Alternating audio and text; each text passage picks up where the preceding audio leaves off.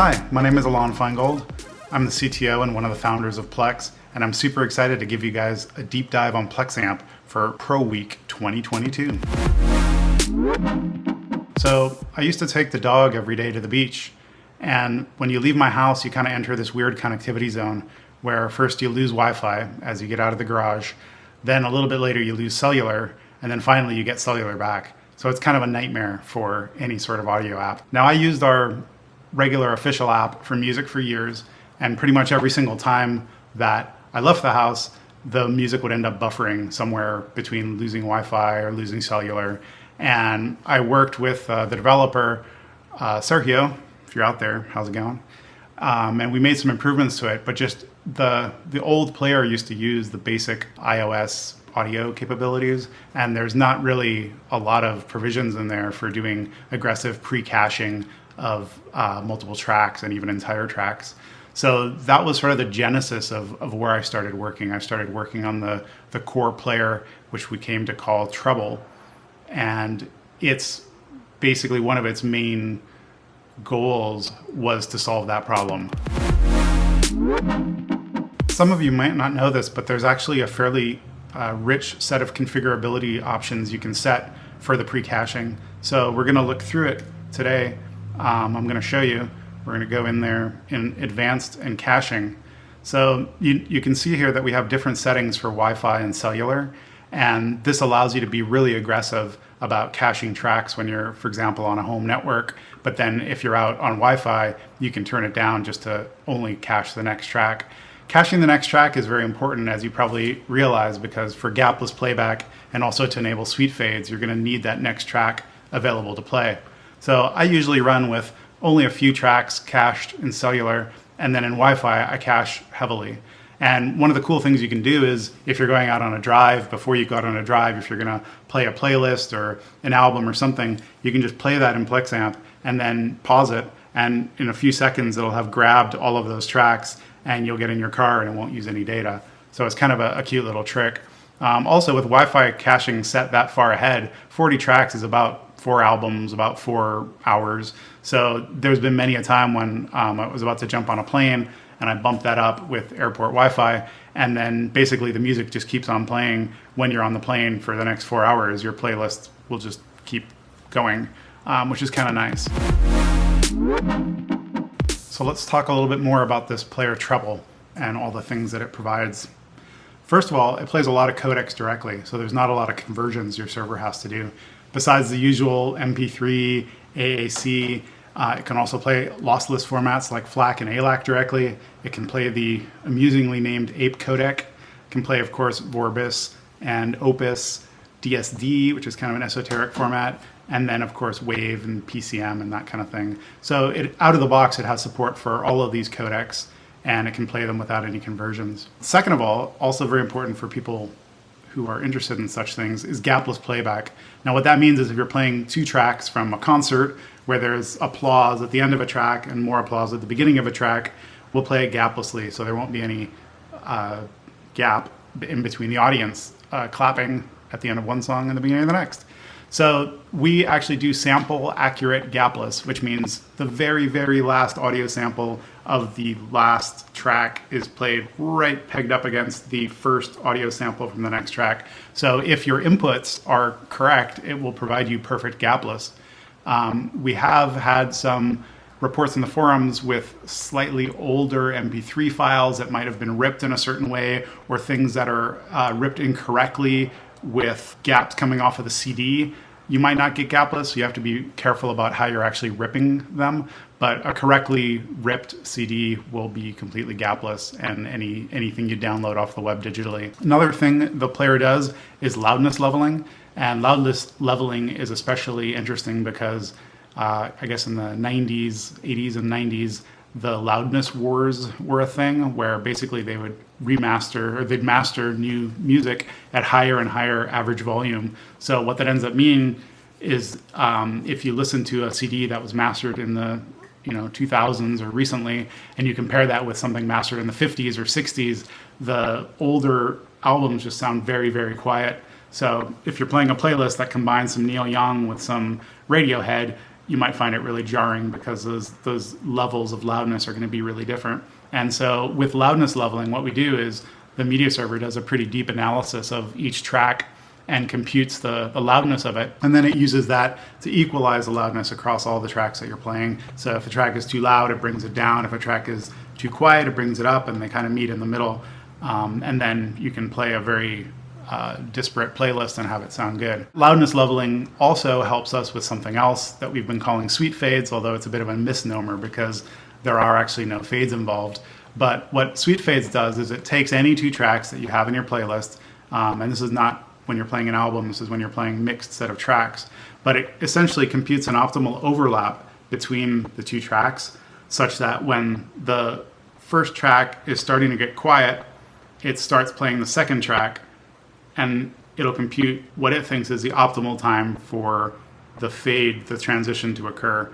And that's why we call it sweet fades, because it's pretty sweet. It's really fun actually to play with, and we used to have a room in Slack where we'd paste in some really cool combinations that were, they don't always need to come from the same genre. You can go hip hop to the Beatles, and sometimes it'll just line up and sound really awesome. We also do soft fades, which are actually real fades, which is when you're pausing and resuming playback. We do a really subtle fade just so it doesn't sound jarring on your audio equipment. The player also uses Opus for transcoding. So if it does need to do any conversion, whether it's a format that's not supported by the player directly, or you're in your car and you want to use not a lot of bandwidth, we use Opus. And Opus is widely considered to be transparent at 128 kilobits, which means you can really efficiently stream music at high quality to Plexamp as you are out and about. And of course, you can also use Opus for storing more offline data because it'll take up a lot less room. And last but not least, we also support an equalizer in the player. So there's a 10-band equalizer, and you can adjust as you see fit. When we work on Plexamp, we have two main goals in mind: exploration and discovery. It should be pretty obvious, but exploration means we want you to enjoy your own music in different ways. We want you to find deep tracks that you haven't heard in a while. We want you to be able to remix and combine and help you making really great playlists. That's the exploration part. And on the discovery side, we really want to help you learn how to discover new music. I read an article probably 15 years ago now that said that music taste is usually solidified, I believe it's in your early 30s or late 20s or something like that. And I sort of took offense to that article, and it made it one of my life's goals to always keep discovering new music, because there really is a lot of great music out there. And that's, not only true nationally for whatever country you're in, but internationally, there's a lot of great music from other countries too. So it always gives me a kick to discover a new band that might have existed for 10, 20, 30, 40, 50 years that I just hadn't known about before and discovered. So those are kind of the two things that really drive our work on Plexamp. Is we want you to be able to explore your large collection of owned personal music, and then we want to relate it to and help you discover new music outside of your sphere. So let's go over the Plexamp home screen, and I'll just go over some of the exploration features. Starting here at the top with Mixes for You. And if you're not seeing Mixes for You, you probably haven't enabled sonic analysis on your library. You're going to need that enabled, and you're going to need your library to be analyzed for this to show up.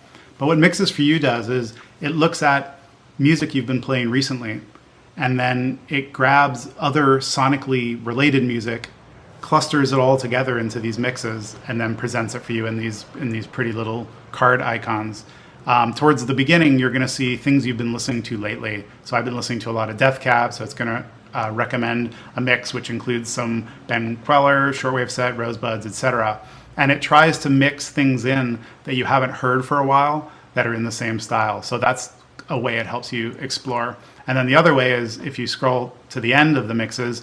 For example, Chris Walla, I haven't actually listened to in a while, but he was on deep rotation a few months ago. And so it tries to bring back Matt Bergner as well. So it tries to bring back stuff that you may not have heard for a while and put it into a nice little mix for you. So that's Mixes for You. That's just one way we're trying to expose your big library to you in bite-sized chunks that you're going to enjoy. Another one is On This Day, where we're constantly showing you every day albums that were released on that day a multiple of 5 years ago, so 5, 10, 15, 20 years ago. And that's a nice way to find or rediscover new albums, and rediscovery is really a strong form of exploration, we feel. Now, these stations are pretty popular, and there's a lot of different stations. The most common one is library radio, and what that does is it essentially picks the most popular, as defined by Last.fm, tracks and your highly rated tracks, and makes you a nice amalgam of stuff. So it's the easy one-tap option to just play stuff from your library, which you'll probably find enjoyable. Time travel radio is one of my favorites. I actually start every morning with a flat white and a time travel radio. But what that does is it kind of brings you through your library from early releases to late releases, so in chronological order. So it'll start you off with some Aretha Franklin, go into the Beatles, get into Steely Dan. I believe the entire mix takes about 3 or 4 hours. So for me, it's just a really nice way to wake up with some mellow music and then kind of move up to the NWA and Ice Cube once I've finished my coffee and I'm more awake. And then the other one that I like going to a lot is style radio, and you can pick a wide variety of styles here and have it play. And all of these radios essentially operate similarly in that what they're doing is they're picking the most popular tracks from each album, and they're biasing that towards the front of the playlist. And then they're taking also tracks you've rated highly, biasing them, and then tracks that you've listened to recently, it's debiasing them, biasing against them, and tracks that you've rated low, it's either not including them or biasing against them. So those sort of heuristics help in a lot of ways because they're also built into our smart shuffle, which is enabled by default even when you play one of your own playlists, or if you play, even if you play an artist. So if you shuffle an artist, what you'll find is the tracks that it'll play, you can come back a couple days in a row and shuffle an artist, and you'll generally get different tracks, because what it's doing is the tracks that you just recently listened to, it'll push towards the end, and the tracks that you haven't listened to recently, it'll push towards the front. So if you don't like this, if you really want it random, then you can turn off Smart Shuffle. It's a server setting in the library. There are lots of other ways to explore your library. I'm not going to get into all of them today, but I want to show you one other cool thing which is enabled by the sonic analysis on your library. What Sonic Adventure is it basically allows you to chart a path through your library, passing through as many stopping points as you want. So what I like to actually use it for is if you start, let's just go for an album. So Counting Crows, August and Everything After is a brilliant album. So let's just add the first 2 tracks. So the first 2 tracks are Omaha and Round Here. And so what it did was it looks at the sound of those 2 tracks, and then it interpolates with some other tracks. I see there's some Jayhawks in there and some other stuff. So basically I'm going to add the 3rd track on that amazing album, Mr. Jones. And as you can see, I'm sort of charting a path through this album, but it's putting in other intermediate tracks like some Collective Soul and Tom Petty. So it's just a really cool way to explore your library, and by having it throw these sonically good sounding similar tracks into your playlists. Also, when you think about this, the sonic analysis, what it's doing is it's looking at exactly 50 dimensions of every single track. So if you think of it as for example, let's say whether it has vocals or not is one dimension, maybe whether it has female vocals is another, whether it has male vocals, whether it's happy, sad, harsh, mellow, all those kind of things, but 50 different variables. So it's fascinating to me to sort of chart a path through your library, and you're swimming through 50-dimensional space, which is impossible to comprehend. But musically, it's actually really cool because you can hear the progression from one end to the next. So Sonic Adventure is a fun way to explore your library for sure. Let's talk about some of the discovery options now. Now, for most of these, I'm going to assume that you have a Tidal subscription and that you've linked it up to Plex. I think this is an amazingly cool way to have access to literally millions of albums, and you can check them out, stream them full quality, and if you like them, then you can buy them and add them to your library. So I use Tidal to discover a ton of new music without leaving the app. And you can do that starting on the home screen, because if you scroll down, if you've linked your Tidal account, you'll see a set of new releases on Tidal. So this is a list of albums that I have these artists in my library. I have Cass McCombs, but I do not have Heartmind. I have Interpol, but I don't have the Black EP, and so on. So it's a really nice, quick way to just keep your pulse on new releases for artists that are in your library. The next thing I want to show you is if we go here into, for example, an artist, let's go to FKA Twigs. If you scroll down again towards the bottom here, you'll see that Title Albums shows there's a Capra Songs release that I do not have. So what it'll do is for every artist that you go into, it'll look at your albums and then try to show you the ones from Title that exist that you don't have. And it'll additionally find some related artists that Title thinks are related to FKA Twigs, and it'll give you a quick, easy way to go off here and explore some new music that's similar. Continuing with the discovery motif, something cool really happens if you have your library sonically analyzed and you happen to have a friend who also has a library with sonic analysis enabled, and they've granted you access to that library. And let's have a look at what happens. So I'm going to go in here to Japanese Breakfast. And as you can see, because I have the sonic analysis enabled locally, it'll show me sonically similar albums in my own library. But what's really cool is below the sonic recommendations, these are shares from friends where they're showing me artists that I don't have in my library that are sonically very similar to Japanese Breakfast. So Methyl Ethyl, interesting name, Pumarosa, Smoosh, Girl in Red, etc. And I should be able to dive in here and just start listening right away. So that's a really cool thing. Let's say you want to be a little bit more specific and say, okay, you know what? I really like Jubilee. That's a great album. And in fact, I have some sonically similar albums to that. But if I scroll down, again, I'm going to get down to the album level of similar albums, sonically similar, starting at 91% similar. So this might be an album that I'd like a lot, or looks like only a track. But this is a really, really powerful feature if you're bored and you want to kind of start with something that you like inside your library as a nucleus and branch out from that and discover more new music. We're going to switch topics now, and I'm going to show you a cool trick that I use to make sure that I have music offline when I'm either on a plane, in a submarine, or just otherwise can't connect. So one of the cool things you can do with Plexamp is create these smart playlists and then download them. So I'm going to go into albums and I'm going to make a filter here for a rule. So what am I going to look for? I'm going to look for all tracks with a higher than 3-star rating. So these are tracks that I really like. I've got apparently about 1,100 of them, which is cool. And then I also want to say, you know what?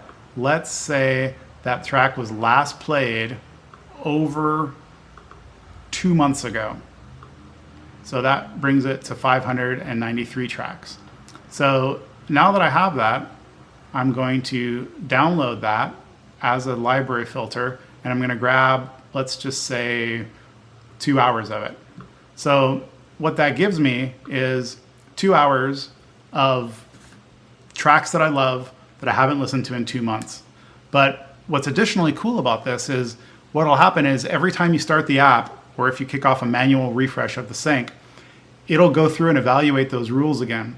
And so if you've played, let's say you played 30 minutes of that while you were on a jog, and then you came back, what it's going to do is it's going to update it. And all of the tracks that you've recently played will now show as being played, so they'll get taken out of your playlist, and a new set of tracks will move in because you had a lot more to choose from. So what this ends up doing is, I call it a sliding window, because it essentially gives you this window into a much greater list of tracks that you can have offline. And you can use this trick with pretty much any smart playlist you want. You can grab from a particular genre, or you can pretty much anything you can think of. I use it mostly with favorite tracks, things that I love a lot. But you could also say, for example, do, hey, tracks from the 2000s, or tracks that were released in the last year. If you just want to kind of listen to, for example, all the music that's been released in the last year, but you don't want to listen to the same tracks, you kind of want to work your way through it, you can use this smart playlist rule of please do not include tracks I've listened to in a certain amount of time. So you can use it when playing also You don't only have to use it for downloads, but it's a really cool trick for downloads where you can essentially have most of the benefits of having a lot more available offline. It's just going to slide it through. So we're going to talk a bit about Headless Plexamp. So what does the unfortunately named Headless Plexamp mean? Well, Plexamp ships, as I'm sure you know, as an iOS app, an Android app, and also on the desktop on Linux, Windows, and Mac OS. And additionally, we got a lot of requests to make it run on a Raspberry Pi, the sort of little embedded device that you can get. And we were really excited to announce a few months ago that we had the new version, and in fact all subsequent versions now of the app now ship for embedded as well. So what's so cool about this? Well, you used to be able to get cheap Raspberry Pis, now they're a little bit harder to find, but you can get these little devices and you can hook them up with an audio interface either through a USB or through something else, and then you can pretty much plug them into a receiver, a powered speaker, or anywhere else in your house. And the reason why that's super interesting is because for a lot of things like AirPlay and Bluetooth, you need to actually have your phone always present and connected for the music to play. So you can't play music to a speaker, leave, and expect the music to keep playing. That's the case with AirPlay, that's the case with Bluetooth, that's pretty much the case with Chromecast as well. It's not meant for kind of just independently running. So the cool thing about Plexamp is the embedded version, which runs on the Pi, has a full version of Plexamp on there. So you can set it, you can play a playlist or a radio or whatever you want, and you can leave, you can use your phone for something else, and it'll keep running. So it's a really great way to give you this kind of whole home audio vibe where you'd have a couple of them plugged into receivers or powered speakers in different rooms. And we think that works great. So the last thing I want to do here is show you a sneak peek of some stuff we're working on that will hopefully be more widely available soon. And this is riffing off of our whole home audio thing, because if you do actually have a couple of Pis or similar devices connected up to your receiver in different rooms, one of the things you might want to do is synchronize the playback between those. So I'm going to give you a little peek here into what you're seeing here is this is a little home control in Plexamp. So you can see the different rooms that I have set up and the different outputs. So right now here in the office, I'm currently paused Greg Laswell, Take a Bow. So if I just hit play here, it starts playing here locally and you can hear it play. Now I can dive in here and I can actually set it to play in a different zone at the same time. And you probably can't hear it, but it's also playing behind me now. So you can adjust the volume of each of these, turn the volume down, and control it like that, or go into other zones. And so I can go over here, I can pause that, go back over here. So the audio is very much in sync. It's got excellent sync, and there's very low latency. It's near real-time latency. So if you pause or play the audio, it responds immediately, which is not the case for many other setups. So we just wanted to give you a little sneak peek into something coming to your home soon via Plexamp. So thank you very much.